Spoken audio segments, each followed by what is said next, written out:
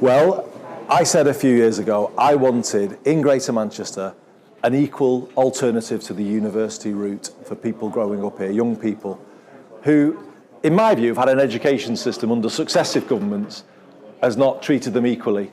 People wanting technical qualifications have often been treated as sort of second-class students, and we set out on a mission to fix that. So it is brilliant to start 2026 by being able to say we've met our target of 1,000 new 45-day work placements for young people here. That means 3,000 will be available this September. These are high-quality, sought-after placements at places like IBM, the B Network, the Christie Hospital, and actually through this programme we're creating the first non-university routes through the Royal Oldham Hospital and other hospital trusts in Greater Manchester into midwifery and other professions. So it's massive progress. It's a huge milestone for us, but I will not rest until we get to a point where there is a 45-day work placement for every young person in Greater Manchester who wants one, and that's the goal by the end of the decade. Yeah, I mean, you touched on how crippling it's been over the last year. Well, I don't know if we've had confirmation yet of a change, but I'm encouraged by the sense that there is a change coming, and that the Chancellor and government has listened, because, you know, I think they do care actually about hospitality businesses and the high street. And actually, it was clear that there was a real serious issue in relation to their survival, in relation to the business rates position.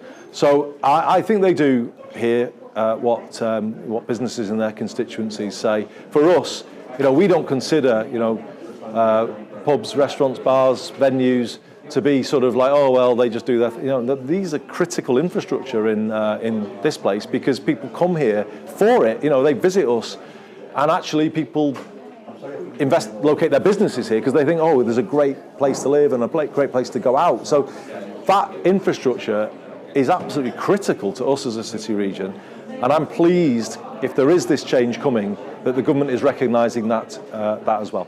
Yeah, and just lastly, there's the country to connect with voters.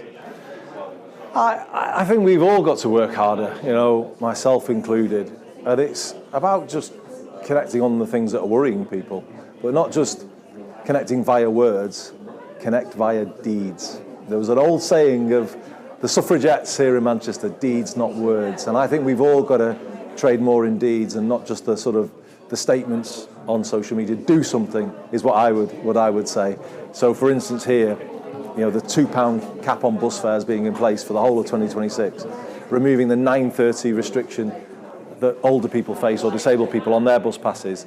You know, that might feel small to some people in London, but it could be massive for people in their actual lives. And to me, that's, you know, we all got to work harder at that. But you know, I see really positive signs. I think the government has started 2026 on the right footing, talking about the cost of living, doing what they've done on rail fares, hopefully what they're saying they're going to do on business rates.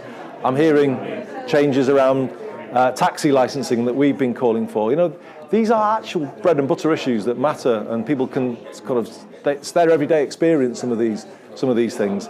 So yeah, I think it's encouraging, but I think connect by doing as well as saying.